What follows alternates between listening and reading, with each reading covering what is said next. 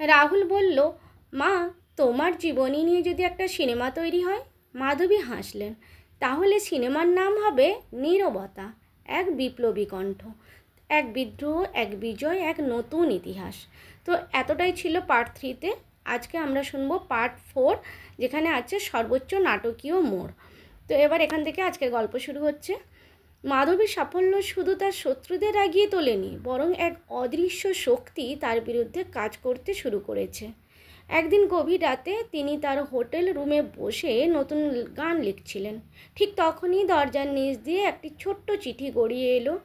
চিঠিটায় লেখা ছিল, তুমি সত্যিই ভাবছো তোমার কণ্ঠ এই দুনিয়াকে বদলে দেবে? সাবধান হও, না হলে চিরদিনের জন্য নীরব হয়ে যাবে। মাধবীর বুক কেঁপে উঠল। পরদিন তিনি যখন স্টুডিওতে যাচ্ছিলেন, ঠিক তখনই তার গাড়ির ব্রেক কাজ করা বন্ধ হয়ে গেল।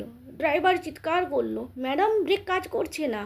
গাড়িটি প্রায় উল্টে যাচ্ছিল, কিন্তু শেষ মুহূর্তে পাশের এক গাছে ধাক্কা খেয়ে থেমে গেল।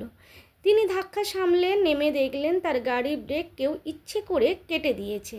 এইবার তিনি বুঝলেন এটা শুধু শিল্পী হওয়ার লড়াই নয়, বরং তার বিরুদ্ধে কেউ বড়সড় ষড়যন্ত্র করছে। তিনি যখন এইসব নিয়ে চিন্তিত, তখনই নতুন এক ধাক্কা এলো।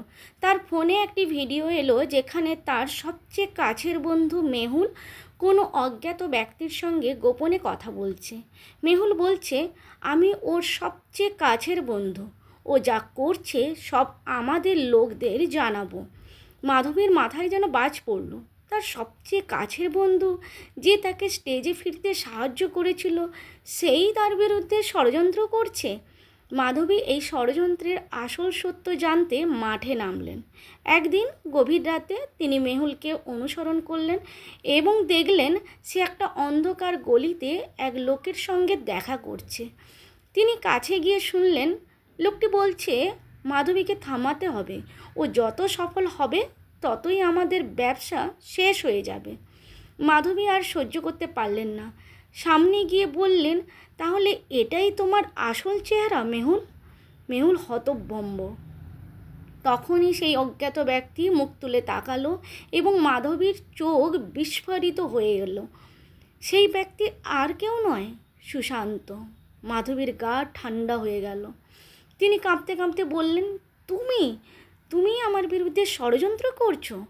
সুশান্ত এক ধরনের হেসে বলল, আমি প্রথম থেকেই চাইনি তুমি গান গাও। আমি চেয়েছিলাম তুমি শুধু আমার স্ত্রী হয়ে থাকো, নিজের পরিচয় খুঁজতে যেও না। মাধবীর হৃদয় ভেঙে গেল। তিনি বললেন, তুমি তাহলে আমার ভালোবাসা চাওনি? তুমি শুধু আমার নিয়ন্ত্রণ চেয়েছিলে? সুশান্ত হাসল। ভালোবাসা? সমাজে একজন স্ত্রী কখনো স্বামীর চেয়ে বড় হতে পারে না। আমি শুধু নিশ্চিন্ত করেছি তুমি আমার ছায়ায় থাকো।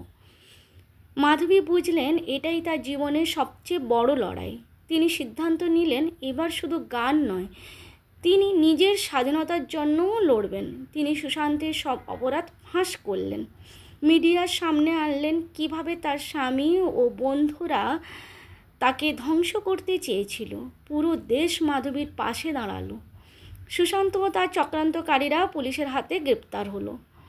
1 বছর পর মাধবী ভারতের সবচেয়ে বড় সঙ্গীত পুরস্কার জিতলেন। মঞ্চে উঠে বললেন, আমি একসময় ভেবেছিলাম নীরব থাকাই নারীর পরিচয়, কিন্তু আমি বুঝেছি একজন নারীর কণ্ঠই তার আসল শক্তি।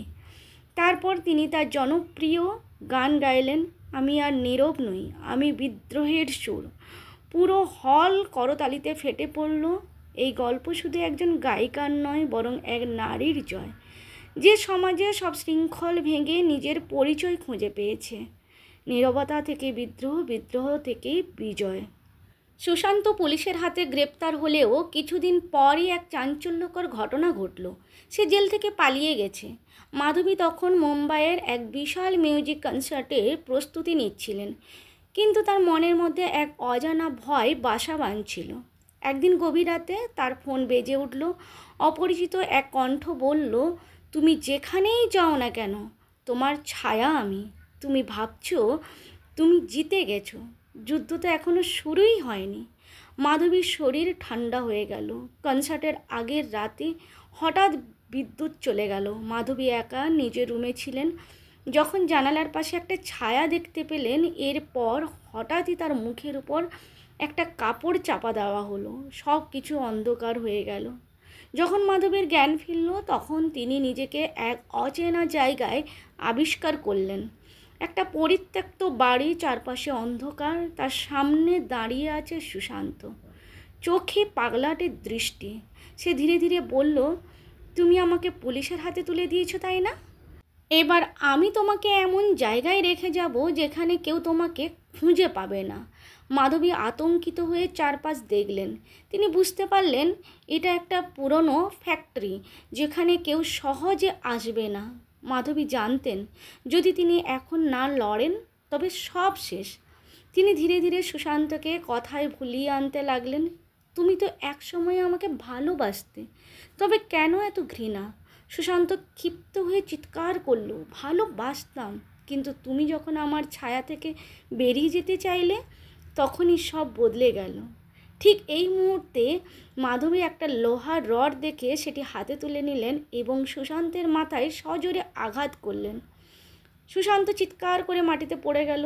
মাধবী দ্রুত জানলা দিয়ে পালিয়ে গেলেন এবং একটি গাড়ি থামিয়ে সাহায্য চাইলেন।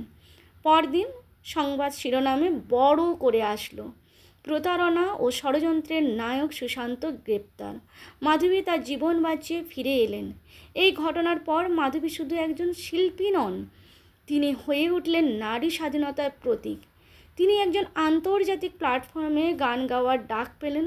স্টেজে উঠে তিনি বললেন, আমি আর নীরব নই, আমি আমার জীবন নিজের মতো করে গড়ব। সারা হল হাততালিতে ফেটে পড়ল। এক সংগ্রামের, এক বিজয়ের কাহিনী। তো এতটাই ছিল পার্ট 4। যদি শুনতে চাও তোমরা, গল্পে যদি আরও টুইস্ট জানতে চাও, তাহলে অবশ্যই আরও গল্প আসবে। তো কেমন লাগলো বলো? সত্যিকারে এই কাহিনী নীরবতা আমাদের বাস্তব জীবনের সাথে অনেকটাই জড়িয়ে থাকে, কারণ আমরা অনেক সময় ভাবি যে আমাদের নীরব থাকাই দরকার। কমসে কম আমার মতন অনেকেই আছে যারা অনেক সময় ম্যাক্সিমাম টাইমে আমরা নীরব থাকার চেষ্টা করি। মনে হয় যেখানে কেউ শোনার নেই সেখানটায় বেকারে বলেও হয়তো কোনো লাভ নেই, তাই আমরা অনেক সময় চাইলেও কিন্তু চুপ করে থাকি। যে বলতে তো আমরা অনেক সময় পারি, কিন্তু কি হয় যেখানে শোনার কেউ নেই সেখানটায় বলেও লাভ নেই। এটা আমার নিজস্ব ব্যক্তিগত আমার দৃষ্টিভঙ্গি, তাই তোমাদের সাথে শেয়ার করলাম। তো বন্ধুরা, আশা করি অনেকের সাথে এই মাধবীর লাইভের মিল খুঁজে পাবে। তো বন্ধুরা, কেমন লাগলো বলো আমার আজকে মাধবীর 4th পর্ব, 4th পার্ট? যদি তোমাদের ভালো লাগে তাহলে অবশ্যই লাইক, কমেন্ট, শেয়ার করে দিও। হ্যাঁ, যদি আরও গল্প জানতে চাও তাহলে আরও গল্প আসবে। তো বন্ধুরা, টাটা, বাই বাই, শুভরাত্রি। আবার আসবো নতুন একটা পার্ট নিয়ে, যদি তোমাদের ইন্টারেস্ট থাকে তবে। তো টাটা, সবাই ভালো থেকো, শুভরাত্রি।